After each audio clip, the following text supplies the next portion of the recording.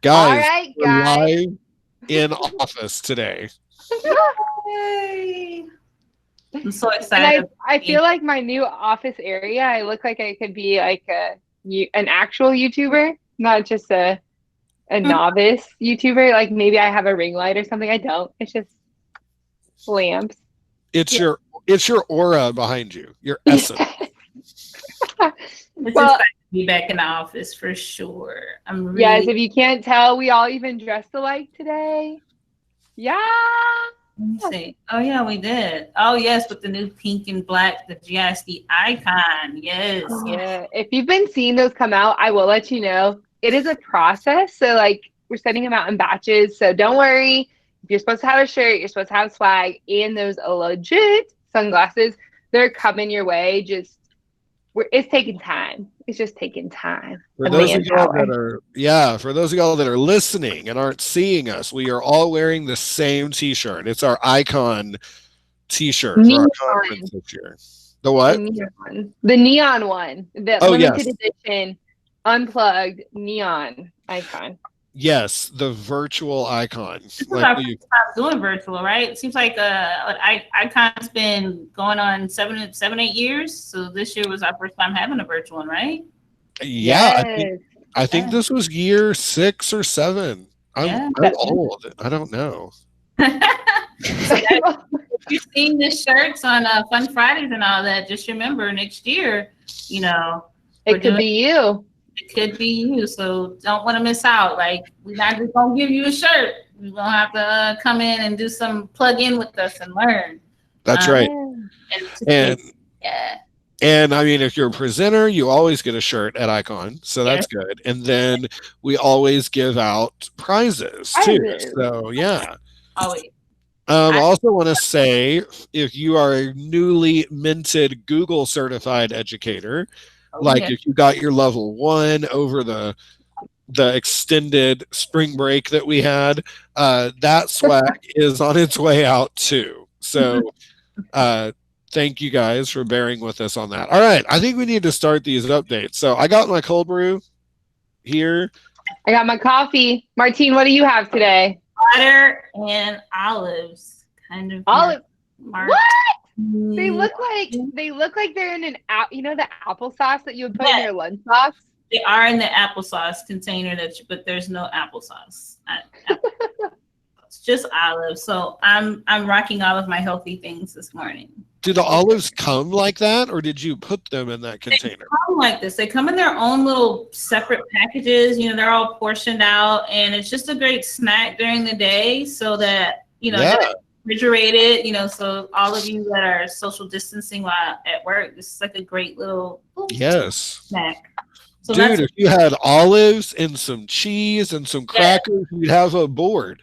That's what I'm talking salami. About. Yes, a chachucherie.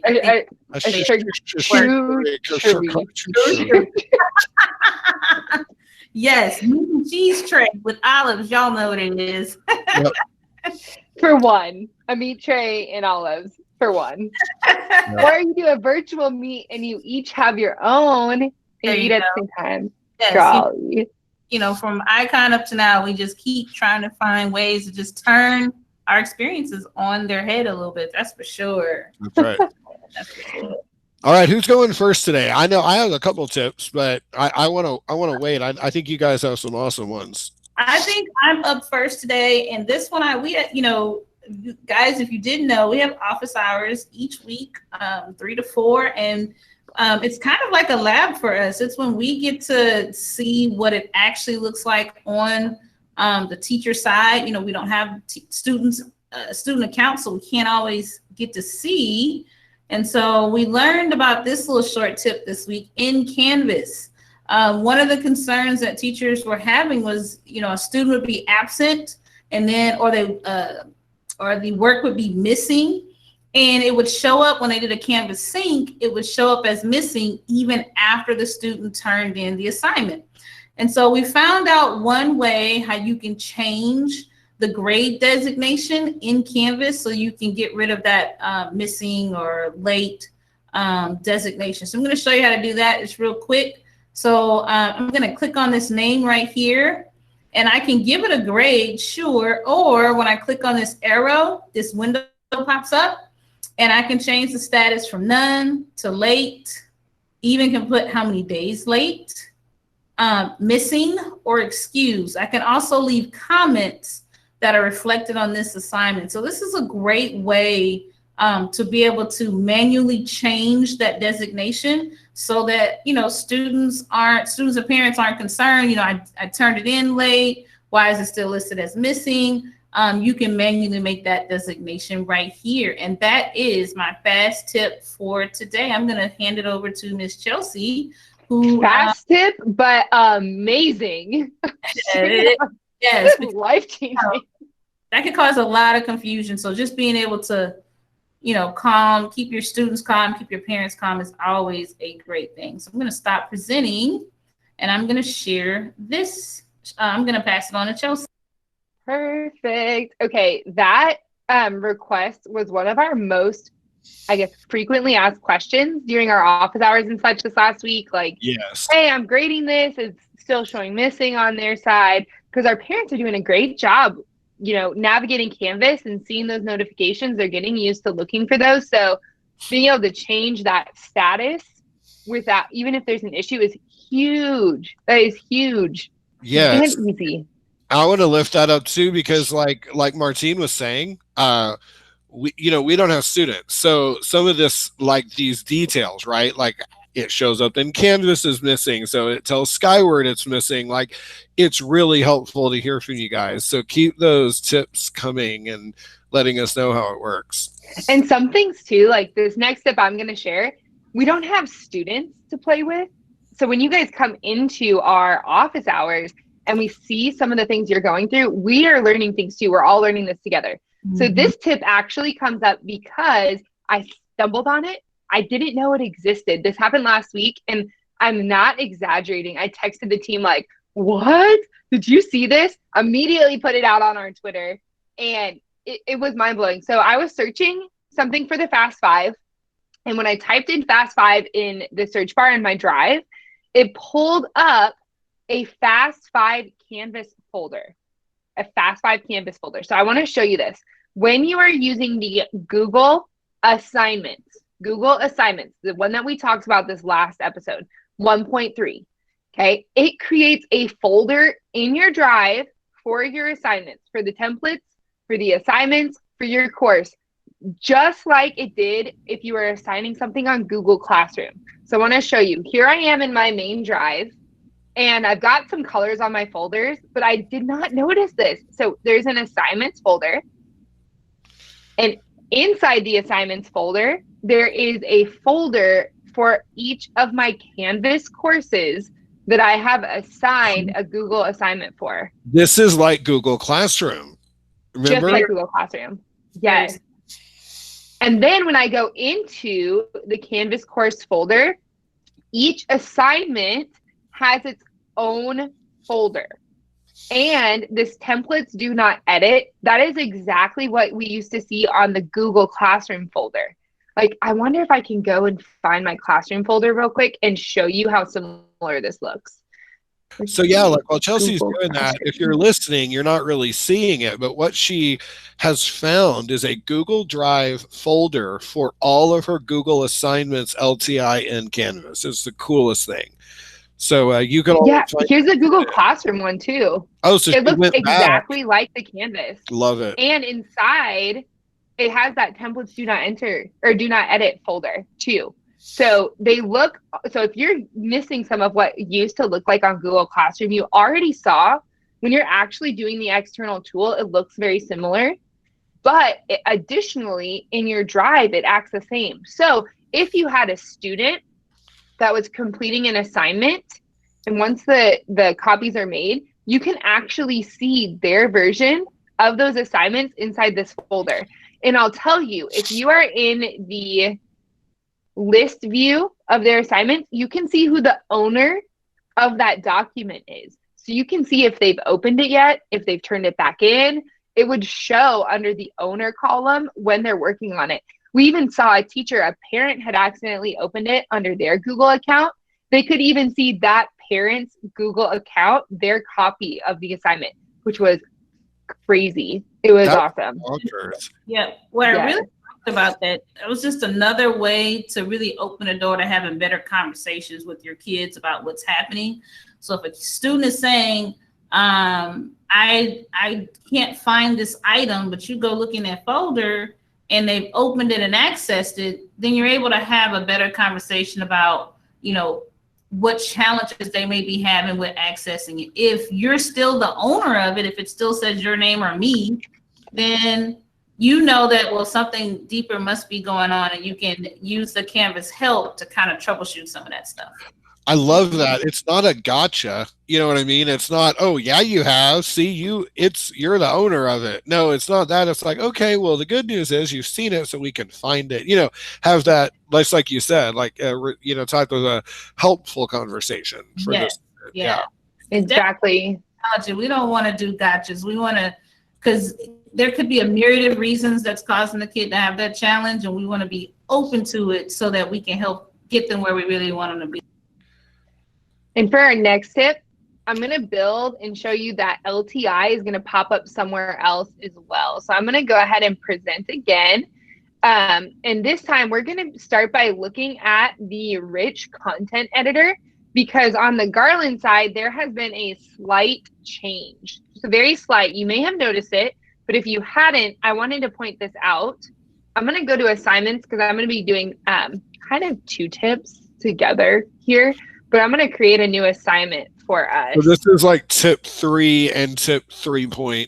3A, 3B, if you will. Yeah, 3A, right. In the outline vernacular, yeah.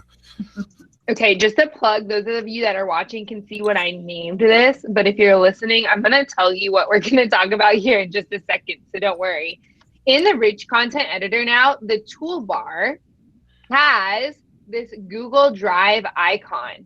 So if you're wanting to embed something in your Canvas page or assignment, you can click now on this Google Drive, and it's specifically the LTI 1.3, the one that has less issues with students authorizing and being able to view.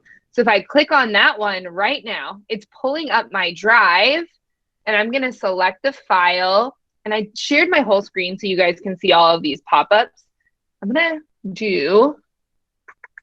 actually do the fast 5, and I'm going to attach. And remember, when you're embedding something in the RCE, kids are just looking at it. They might be clicking on it, but they're not going to actually turn anything back into you. And you can see I just did that very quickly, and now here it is. I think that is a huge update. Oh, and the studio. Studio is there too. And wow. I know a lot of teachers are using those learning menus, and it's like a Google slide. So this will really streamline your processes with those learning menus with the Google slide. It's going to be perfect. It's less clicks for you as a teacher as well, just to have it there. So Chelsey, I have a question on this. So yeah. You mentioned how they're not going to turn anything back into them. So like, let's say it is an assignment. They would need to add it really still via the external tool, right? For the kids to work on it and turn it back in. So this is more of attaching, like embedding it essentially. Yes, 100%. You could have something embedded, and then it could also be the assignment, but really using the external tool LTI. So you can see this one is that LTI 1.3 still. If I hover over it, well, it's not showing the little title now, but if you hover over those tools, it usually tells you what each icon is. This is called the Google Drive LTI 1.3. And then the Google Assignments is what you use when you do the submission type.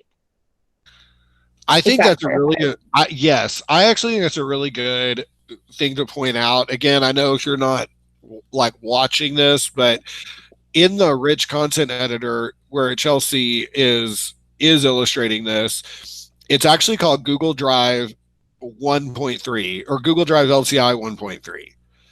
Well, in the external tool, if you are attaching it, it's going to be Google Assignments 1.3. Not Google Drive. So I think that 1.3 is something to remember, you know. Yeah. And same thing, it's not that the cloud is disappearing, but when you see the benefits, again, if you haven't watched episode 4, hopefully you're on episode 5. It's episode 5 of the Fast 5. It's 5 of 5. 5. How do we? Okay, I feel like after our 5th tip of episode 5 on the Fast 5, there should be some kind of like. Okay, anyways. I'm gonna wear. I know y'all can't see it. In honor of this, I'm gonna put on some like really exciting glasses. Oh yes. Oh yay. Yeah, to tell people. Yes. Okay. I'll come up with something fun. I don't know what I'll grab here, but there'll be some kind of celebration, something. Yeah. Christmas tree glasses on. Yeah. For our listeners out there, they are on brand for celebrating 5 of 5 of Fast 5 with DLT. Oh my goodness. I can't see it right now because I'm presenting, but I'm resisting the urge to go back to the meet just so I can see your face right now. Hey, it's okay. See, if we were like a more slicker produced podcast, we would have music start right now and we'd all dance and whatever. Yes. Anyway. No, this is extreme quality budgeted production right here. We are not impacting the budget at all. At all. Zero. Just impacting joy. Just impacting our joy. That's what it is. Okay. I'm going to get us back on to tip 3 so that we can get to tip 5 and do a big celebration. But our tip 3 actually is just going to hang out still in the assignment. If you've been using Pear Deck, okay, Pear Deck just came out with a better integration with Canvas as well. Like I was saying, things are coming down the pipes each time. So I named this assignment Pear Deck because I'm going to show you how to use this new Pear Deck example. So just like when we're using that Google Assignments LTI, I'm going to find the Pear Deck one. And I'm just scrolling down the list of all the LTIs and I see Pear Deck. And then I'm going to select. Chelsey, I'm so glad this is your tip today. I'm trying to remember how this is working. So I might even go to the add a due date. We'll put the 2nd, which is today. So I might have to remember. So I just did the Pear Deck external tool. And I can embed it. This one I did open in a new tab, but I might just quickly do this and do within the assignment as well so you can see what both of those look like. But I am now going to select my file from my drive. So this is so nice. Pick a random one. Like, guys, the whole purpose of an LTI like this is to keep the students in Canvas. And yet you can still do Pear Deck. You can still do Flipgrid. You can still do those tools that your kiddos don't have to leave their screen. So I love Chelsey is doing this today. And I'm just following the prompts. Excuse me. I'm just following the prompts. These are the same ones we've seen before. Am I going to lead it or is the student going to lead it? Is it going to be student paced? I'm going to choose student paced for this one. And then when the students come to this assignment in the student view, it is going to take them to the Pear Deck for them to complete. I think I might redo really quickly. I'm going to do a new assignment because I want to show you the embedded version of this. We're loading slowly. I don't know if my face froze too, but. What I'm really excited about is, there's this new analytics tool. So anything that you keep within Canvas, and that might be something we talk about a little bit further down the road, but you'll be able to kind of get some better insight on your students' progress, what they're working on, what they've looked at, that kind of thing. So when you're thinking about using these tools and you're keeping it within Canvas this way, it's definitely a great way to be able to kind of get insight into how your students are working with the tools, how often, how long. That'll give you a lot of information as to why or why not a student may be mastering skills or even having some challenges with specific skills. Huge. And if you choose to do this Pear Deck embedded, this is what it's going to look like. For the listeners, I'm on the assignment page and it's taking me through presenting a Google slide. Now remember, the teacher side is going to look different from the student side, just like we've been seeing with our Google assignments. So I'm going to find that exact same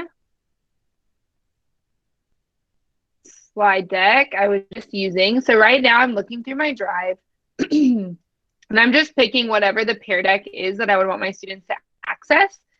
And then once I choose that, it's asking me again, student pace or instructor pace. Since I did student pace last time, and we know that's basically just students moving through on their own, you can do instructor pace. Let's say you were doing a Google Meet, your students could come to their Canvas page without even having to sign into Pear Deck, because we have the premium Pear Deck. You know, if you look on Pear Deck, you've got that little crown. Your kids are already able to sign in using their Garland ISD account, which if they're signed into Canvas, it will sign them in automatically to this Pear Deck. So I'm doing instructor pace.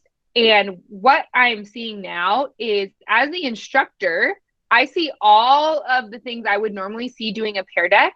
I can even open up the dashboard. I can turn on student pace mode. I can make it full screen or pause the screen. I can lock the screen. All of those settings are still here.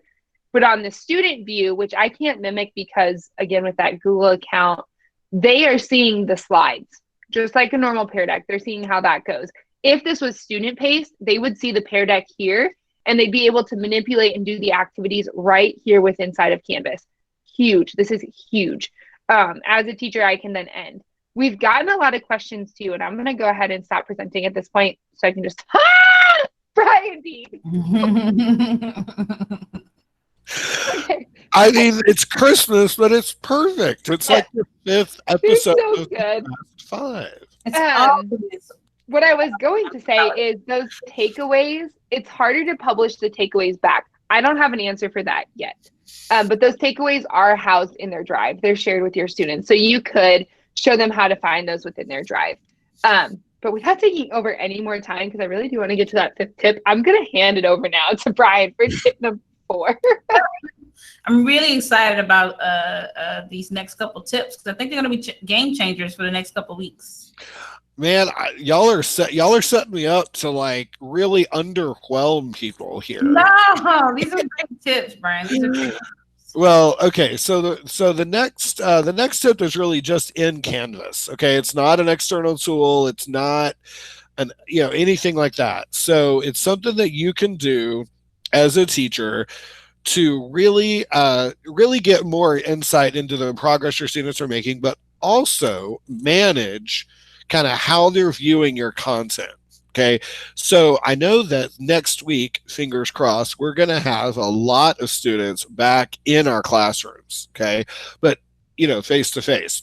However, we're still going to have quite a few as well that are choosing virtual.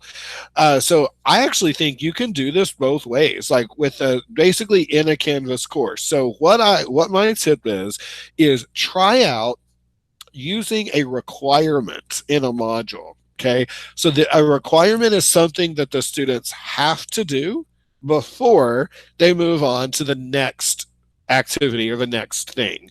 So I am going to present. Bring on your geometry course. It's so beautiful. Yes, I'm so excited. We'll see. I think like a real geometry teacher might scoff. Like, what is he doing? No, it's all about the systems. It's all about exactly. All right. So, all right, guys, can you guys see that? I don't know if yes. Okay. Yeah. Well, I'm sure the podcast listeners can't see it. Well, you're right. Sorry, I was asking my co-host. Yeah. Okay. We can see it. Okay, cool. All right. So here is a fake geometry course that I have, and I actually only have 2 modules, right? But I want to talk about this first module that I've built out, right? And I'm a geometry teacher. I've really spent a lot of time.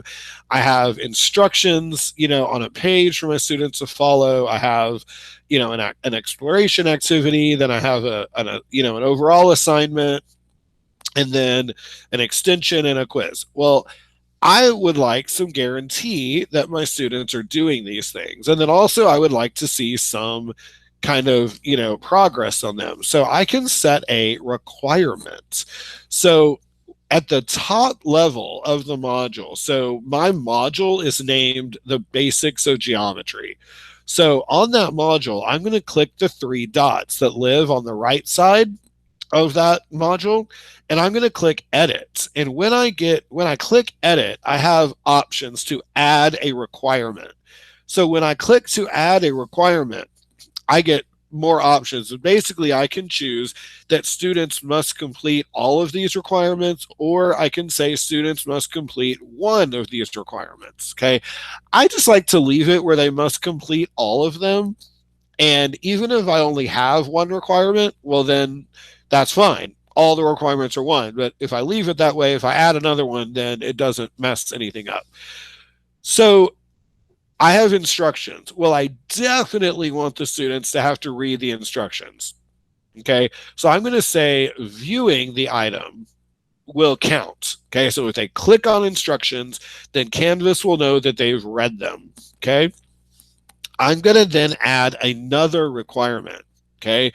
So I definitely want them to do the exploration activity. However, there's nothing for the student to turn in, right? It's not an assignment. It's like, hey, I want you to explore this concept. But I want them to have to tell me, right, that they did it. Okay. So instead of just seeing it, I want them to click mark as done. Okay. So I'm actually selecting on the drop down. I know if you're listening rather than watching, it's going to be hard. You're going to probably want to seek out this recorded version, but in our show notes as well to all of these tips that we're doing, but especially this one, there's a link to a document. So I want the students on this one to actually click done to tell me that it's done.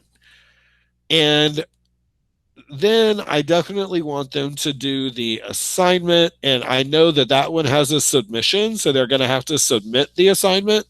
And then finally, they're going to take the quiz.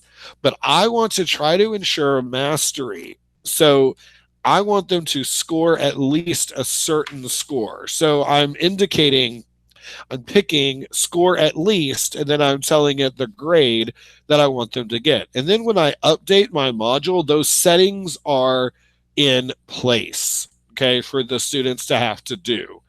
So for those of y'all that are watching, I'm going to pull up the student view on my course real quick, just so you can kind of see what it looks like to them. So when they go into modules, and this is where we get some technical difficulties, guys. So it's all good. I will say the internet's catching up. Yes. While you work through that, I will say, we have in Garland, we have the monthly focus, and this is a great way to create environments that are just personalized. Yes. And you're allowed to really push in some unique workflows to help the kids be successful and demonstrate that mastery, which is what you're really wanting. Thank you for saying that, Martine. Yes, it does give opportunity for the teacher to then see more, hey, this student needs help in these areas, right? Absolutely. So I'm in as a student now. And again, you're going to need to teach your students and train them, but it tells the student, hey, you need to view this. This one you're going to need to mark as done. This one you're going to have to submit. And then this you're going to have to score at least 3 points on the quiz. So as a student, when I open the instructions, I just see them like normal, whatever the instructions are, okay? In this case, there's a video, but when I click next and I go into the exploration activity, again, for those of y'all that are watching, you'll see that there's a button that I can click mark as done. So my computer is taking a long time to load, but there is an activity that I'm giving them directions on how to do it. But then all the student has to do is click mark as done. Okay. And then it tells you that they've done that assignment. So that's it. That's my tip on setting up requirements inside of Canvas. You guys can decide as a teacher, like, hey, my younger second graders, this might be a little much for them, right, to have to do. But for that ding, I loved hearing that ding. That means Chelsey is back with us. I think she had to restart. She's back. Yeah, she's back. She had to restart. When you shared your screen, I saw I was frozen. At least I was smiling in the frozen Yes. Chelsey, so that's good. I'm really curious how the YouTube version is going to look. Like if we're all going to be caught in like a frozen state. I hope Well, at not. least they'll hear your awesome voice with that new microphone that Brianna Mullock shared with us. Like, at Shout least your out, voice will sound nice and rich. shout out to Brianna Mollix at Kimberlin for using this. Again, I'm not saying the brand because we're not getting any ad revenue. No. But talk to Brianna at Kimberlin. You know, Brian, I really like, I have a daughter in Garland, and I love that setting up courses where it takes this child on a path and then the assignment, because with my parent hat on, I don't have to wonder what has to be done. The teachers establish what has to be done. And so we got to do it a couple weeks ago with her music, and she did all of her little songs and she sang. And then when she got all the way to the end, our last thing in that module was the assignment.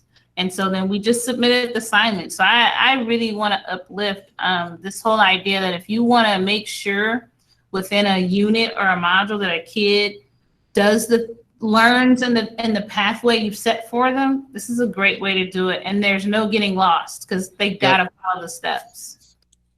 Thank you for sharing that practical example. I love that. And then an example of like a fine arts teacher using it, and it could be really helpful. Yeah, we didn't have to figure it out. We just did exactly what she said to do. I love it. That's great. That's awesome. So I don't know if the viewers can see this, but Chelsey is frozen in a particularly entertaining She's not frozen for me. Oh, she's frozen for me. So again, I'm sorry if she's not frozen, but I don't know if you saw that I just took a picture of the screen. Yeah, what is he taking a picture of? It was so funny. I'm going to tweet it out later. I am coming back in. I'm so nervous. This is feedback for the Stevie Nicks dancing during Icon, isn't it? If I get frozen, I want it to be in like a really like dramatic pose, like, you know, like that. Yeah. You want it to have meaning. Yeah. Like I could be like doing the thinking man, you know. Like, exactly. Adobe worthy of a good old fashioned Photoshop. Exactly. Well, I know the other day you caught me in a face palm. I don't know what I was doing, but I had the whole face palm look. So I don't know if this is going to show up that well on the camera, but I want to try to hold it up for our YouTubers that maybe couldn't see, but I don't know. See, that was Chelsey just laughing. You're so funny, Brian Dean. You can keep it forever. Oh, yeah. That's what I look like when I laugh at you I love it. at anything. I love it. Great. That was a great freeze frame. I feel like we can tweet that out after this. New episode coming soon. Golly. Yeah. Well, speaking of Google Meets, and not issues, but positive things, let's do number 5. Okay, 5 for 5, fast 5. This is the 5th tip. I can't believe I get the honor of doing the 5th tip. It shouldn't be me. I don't know what's happening. Absolutely should be you. No, okay. So speaking of Google Meet, thank you for bringing it back around. So there are some new moderation features. And so I'm going to go ahead and present my screen. Again, I know for those of y'all that aren't watching, it doesn't really matter whether or not I present my screen, but I want you to see. So this is only if you are the host, okay, of the Google Meet. So if you're not the host, you're not going to have these controls, right? But when I put my cursor down on the bottom, right next to meeting details, there's a lock. It's like a shield with a padlock in it, okay? When you click on that shield, these are 2 new moderation features. So right now, I can't stop looking at myself giggling. I'm so sorry. It's okay. It's amazing. It's amazing. It's just a little lag, that's all. Yeah, just a little lag. So you can allow everyone to share their screen and send chat messages, or, and this is the big one, you can disallow that. Okay. So if I toggle off to share their screen, that means right now Chelsey and Martine could not share their screen anymore. Okay. If I toggle off send chat messages, that means that Chelsey and Martine could not chat on the side. Only I could. Now, I could, as the teacher or the host, chat and they could read it. They could not, chat back. Okay.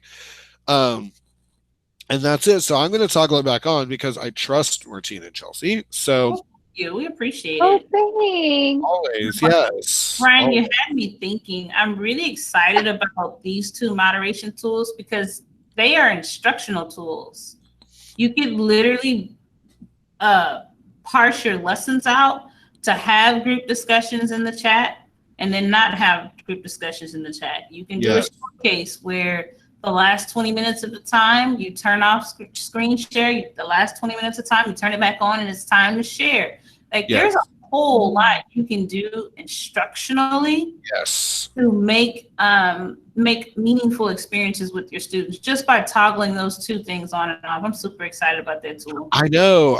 It's all about protecting that instructional time. It's not necessarily about limiting, even though you are, but it isn't about the control or that mindset. It's about, like you said, protecting the time that you have with the students and managing just like you would in a face-to-face class and setting up norms and protocols for how you're going to share ideas and all that. So anyway, that's tip 5 at the Fast 5. Yay!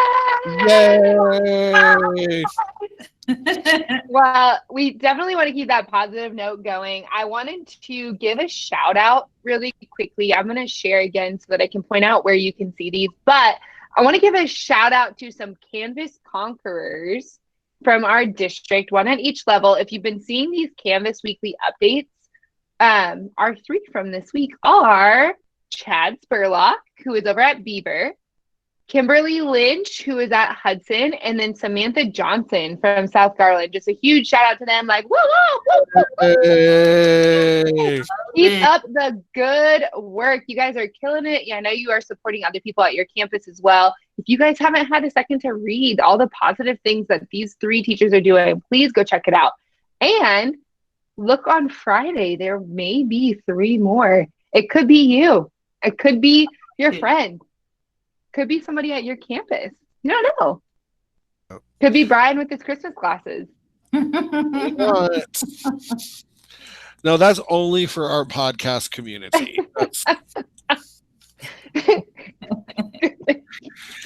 Well, guys, thank you for listening to episode 5. We're going to keep this going as long as we feel like it's helping, or you guys feel like it's helping. The feedback has been really, really positive. Thank you for that. Again, please email us if you have an idea. You're like, hey, a lot of my teachers would love to know more about this. If you email us, please, in the subject line, maybe indicate podcast suggestions so that when we're scanning, we can see those and easily categorize. But thank you guys for listening again. Follow us at Digital GISD on the Twitters and the Instas as well. So we love to connect. I'm trying to hold strong through these Christmas classes. Yeah. No, I'm excited. Yeah, it's cool. All right, guys. Well, thank you so much for being with us and listening, and we will tune in next time. We'll see you next time. Thanks. Bye, guys.